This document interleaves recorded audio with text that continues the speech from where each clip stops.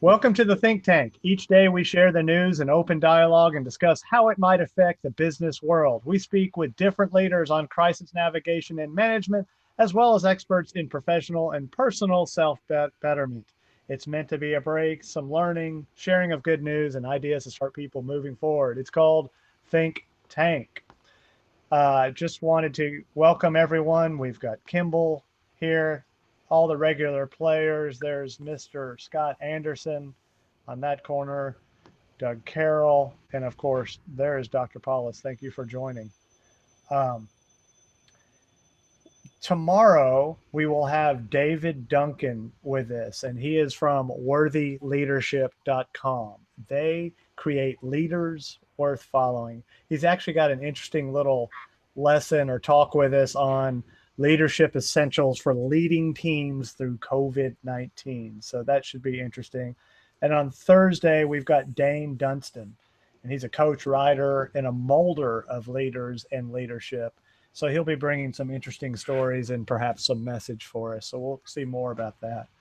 But today is pretty low key, nothing in particular planned. So we can just kick around some news a little bit and see where we go from there. I'm going to let you talk for a second. Someone's blowing up the front door. Go. Okay.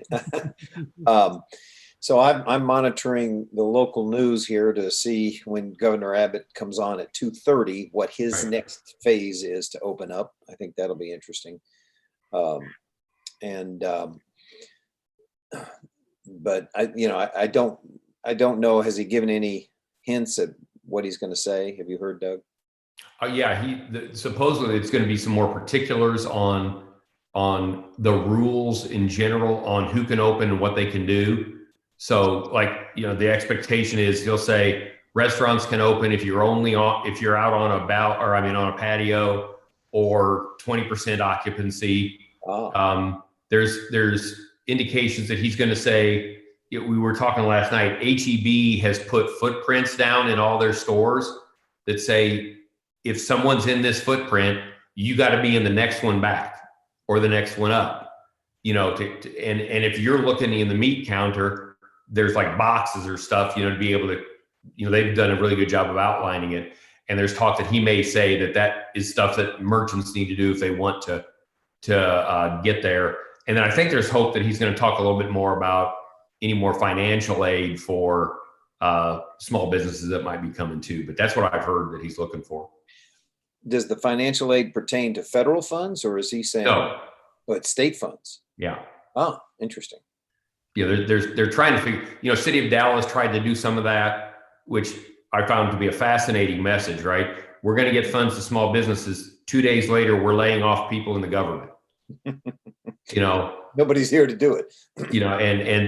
And that's actually, I want to talk about my news thing is to talk about the news, which is changed. Oh, yeah. But that's what I know is that, or at least that's what I've heard they're expecting from him at around 2:30. Good. So I think the interesting thing will be, I was just reading an article while I was not listening to my last call, that, there's been a significant shift in timelines since Trump took the governor of Georgia to the woodshed. Mm-hmm. That the best example is Florida was getting ready to go on a similarly aggressive, and that governor has now stopped all of the stuff and said, I'll tell you later when we're going to open. Oh, okay. So, our beloved president does have an impact, at least on Republicans. So, yeah. Okay. My wife went out this morning and there's plenty of retail operations open already in our neighborhood. Yeah. The Tuesday morning's open, the Ace Hardware's open. Well, Ace Hardware was a essential business. They got to stay open. Oh, did they? Okay. Yeah. Now, the question I'd have about Tuesday morning, were there people going into the store or was it just? She said there was about 20 people in the store. So they did open the showroom. Yeah, but they had all the aisles. There were arrows directing traffic through the aisles. Like you said, there are space markers at the checkout area. Great. Okay, that's really interesting. I had an interesting call with a guy in Europe today, and we are just talking about things in general and how things are going to open back up. And who gets really, really impacted. And I hadn't thought of it, but it makes total sense of what in the world's going to happen. But think about every clothing store. Oh yeah. And you go into the clothing store, and when you go reach for something, aren't you double, triple thinking, man, I don't know if someone else has touched this, and or let alone tried it on. Right. And so that's interesting. We're working on some solutions there, but wow, I was a little nervous about that before. Yeah. Yeah. Yeah, but what a Pandora's box that opens up. Oh yeah. And I have to say I'm extremely sorry to the entire think tank, because we do have 5 watching right now on YouTube. But I don't know if you guys caught last week, there is a new business that jumped up during this time of opportunity called Goat to Meeting. Did you hear about that? No. So for a donation, they have mobilized all these farms, and all of a sudden, like right now, I could pop a goat up as one of the cameras on screen. No. Yes.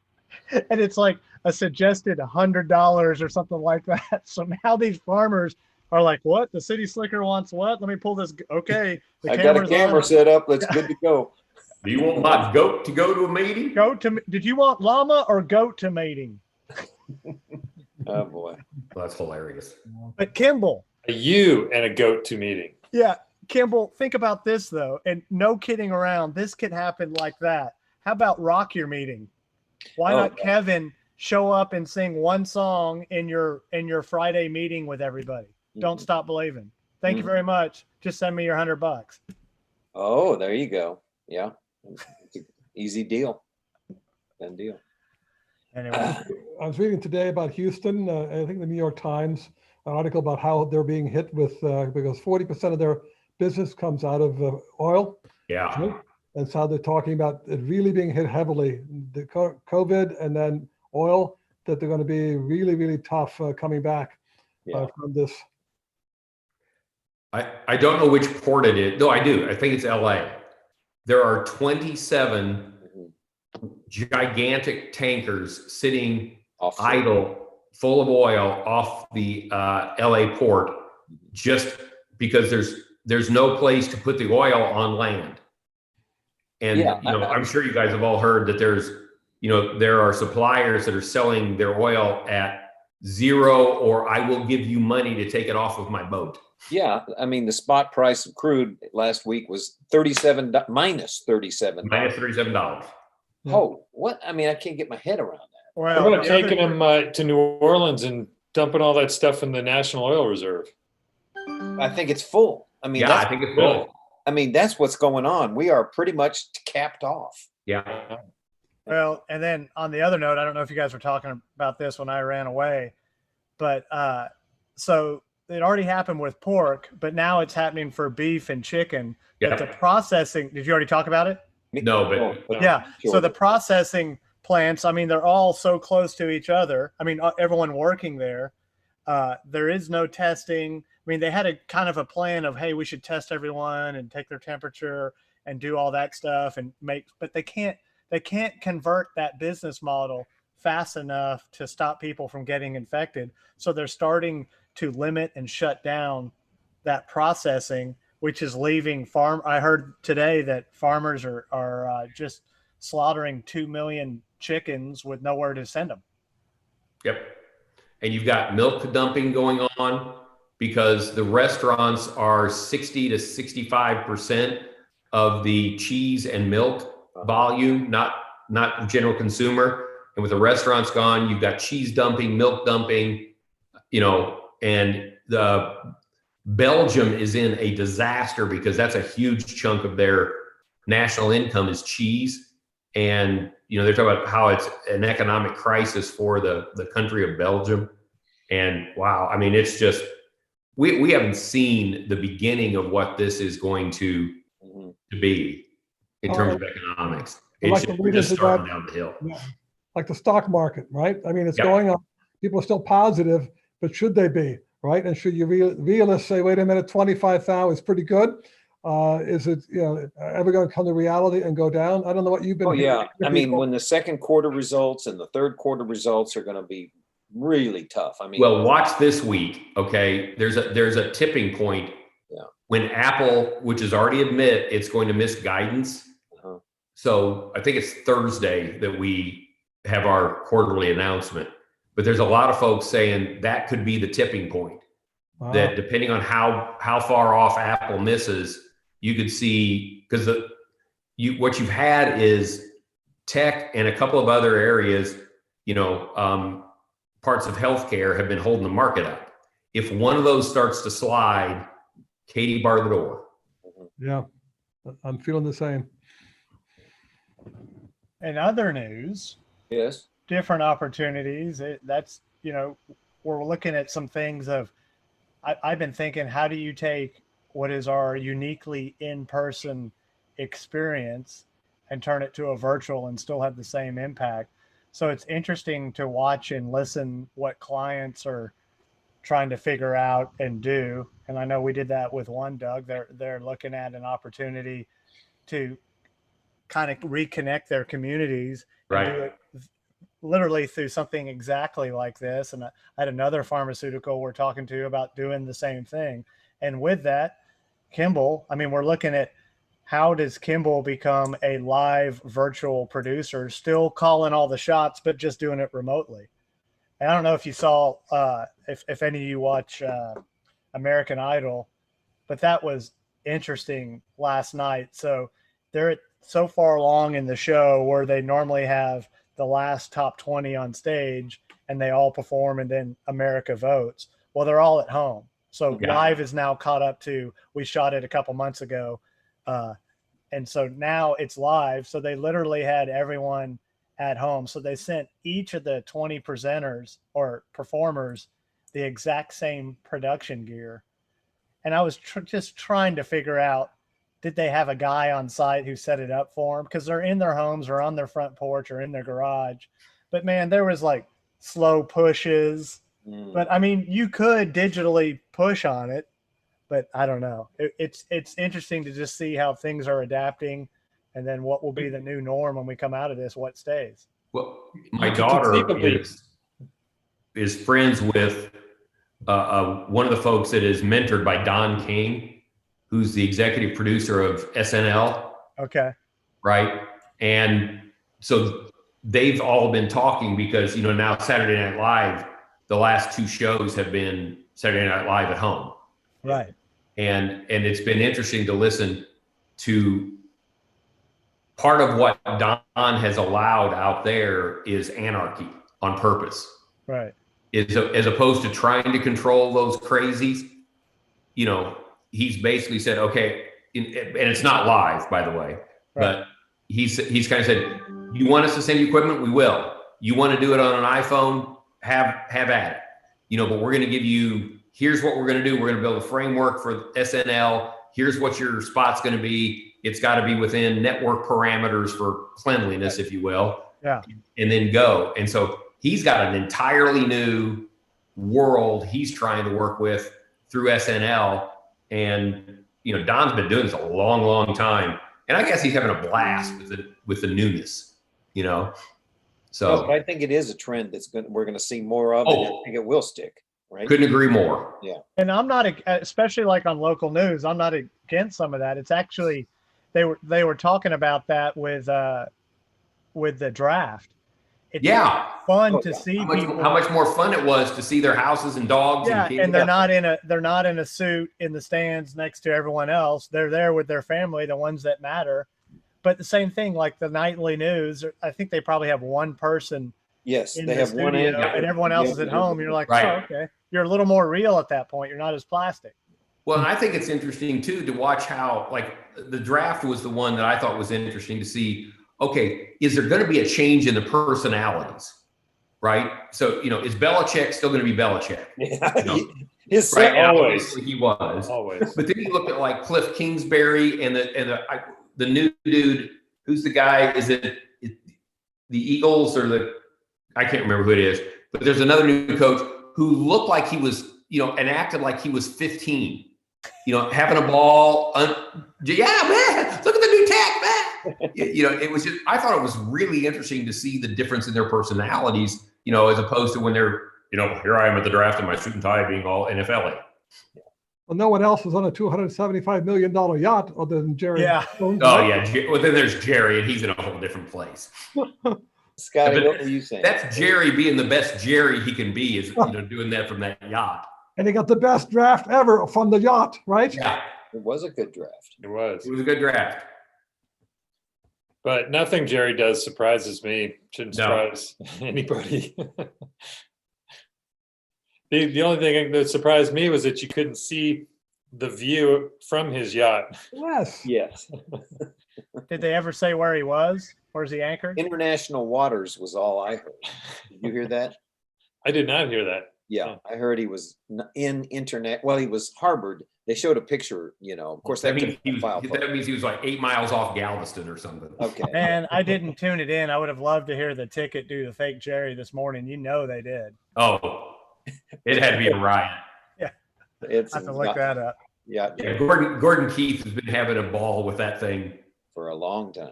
Yeah. So, as we talk about, all this news stuff, and I'm curious as to Dr. P's take on this. It's been interesting the last 3 or 4 days to watch the trend and the change in stories across all the outlets, print and and TV. In that you're now starting to see them move out of panic, pandemic, and numbers and into recovery and opening content. And part of that is psychologically people have a herd mentality, right? And it's back to the big lie of the Nazi propaganda moves that if we say the right thing enough, everybody will believe it. And I just find it interesting that we're seeing this shift and in the coverage, and that I think that's going to drive people behaviorally to have a little bit more hope and to leave their house. And I just wondered what Dr. P might think about that. I think it's very interesting because I predicted which anybody would probably, the reactions of people eventually getting tired of this, and because they've never been imprisoned like this before, right? Never ever. And the biggest thing we have is freedom, right? And especially those who need to have freedom to go to work and to do things. So I think it was a natural thing to see. And people call them different names, but they're just expressing their desire. And some of these young people, they go on motorcycles, right? They go drive around drinking. Danger's no problem for them, right? So come on, let me take my chances. Of course, they also affect other people. But then the media is very interesting to me too, as to how they frame all that, right? Right. And then, of course, I don't watch all the CNNs and MSNBC people, but they all react differently. Those on some saying this is a horrible thing. Some people say, hey, it's freedom. And then other people saying, well, wait, it's way too early. We got to be careful. We got to be out. Like my wife said that the latest is Fauci saying July is the time to loosen things up.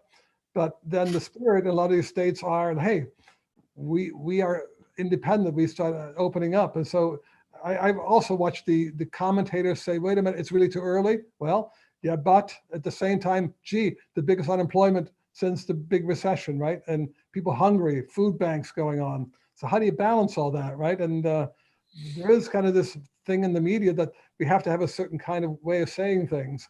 But, and I kind of see that pattern. But then at the same time, I watch CBS sometimes and say, oh, this is terrible. But at the same time, oh my, that's horrible what people are experiencing at the same time as well. So it's a really intriguing balancing act that we have to do about the present situation.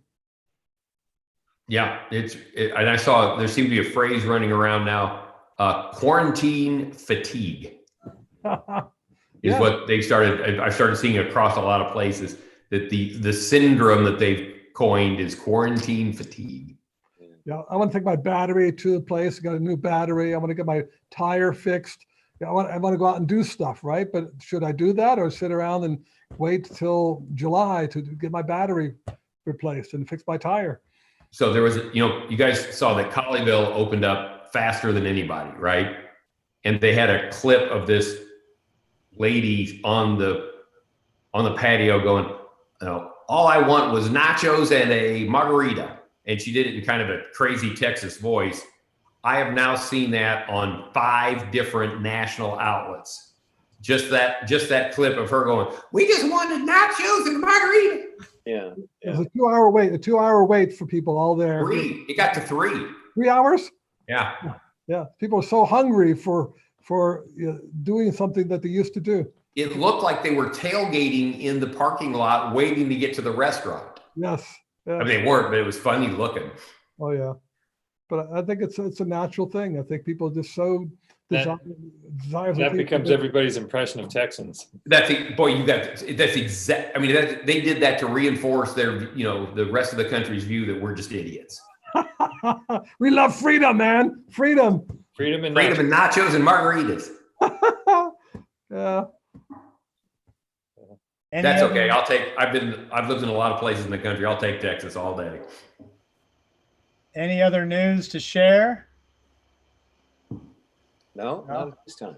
Hey, so I've got a fun thing to add to, especially when we have guests on, and it's a lightning round of what's your answer, quick questions.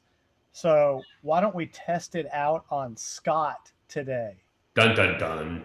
Scotty. You ready, Scott? We're going to do the lightning round with you. What am I supposed to be prepared for?